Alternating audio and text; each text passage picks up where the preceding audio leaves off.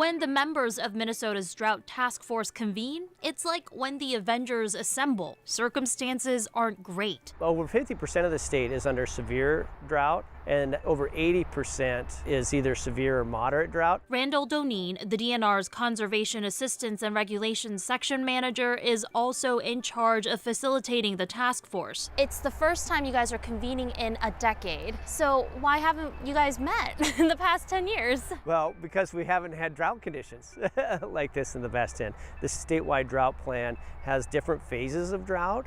There's, no drought, and then there's a drought watch phase, which we've been in almost all summer, and then there's a drought warning phase, and that's the phase that we've just entered. What the plan calls is when we enter the drought warning phase, we convene the drought task force. The task force represents nearly 30 entities and includes local divisions like Fish and Wildlife, DNR, Department of Agriculture, and the Minnesota Pollution Control Agency. It also seats federal agencies like the National Weather Service, Army Corps of Engineers, and tribal representatives. What is the purpose of this task force? Well, the main purpose of the task force is for coordination and communication among the agencies to make sure that everyone knows other actions that they're taking, and so that we don't work at cross purposes, and make sure that there's clear communication among agencies. If there is an issue that needs to be addressed, all the federal and state agencies and organizations that can have a role in addressing it are aware, and we move in a coordinated fashion. Those changes have already begun in the form of a letter from Doneen to water suppliers throughout the state, asking them to reduce water use to 50% above what they had used in January. Some ideas? Quote, restricting or banning non-essential outdoor water use. Sprinklers or other water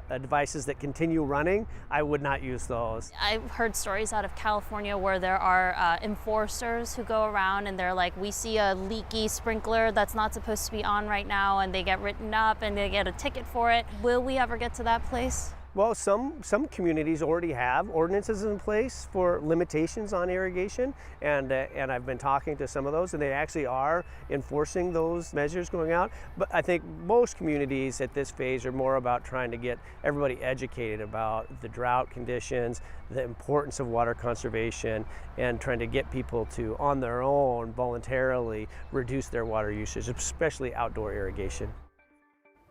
The big message is that although we've been lucky to have not needed the drought task force since 2012, we are here now, and we need to be more mindful about water usage. Well, Sharon, we talked about that last night at the micro level, the individual level. Don't wash your car, don't water your lawn. It's not needed. Is there any other advice like that that we as individuals can adhere to? And the skeptic in me was like, is it really going to make a difference what I do in my home? And he says, absolutely. So some of the things that you can do, not power washing your home, and also fixing those leaks that you might have. He says apparently that is just a huge waste of resources. So if there are any leaks that you have not been able to get to at home, get those fixed. All right, makes sense. Thank you so much.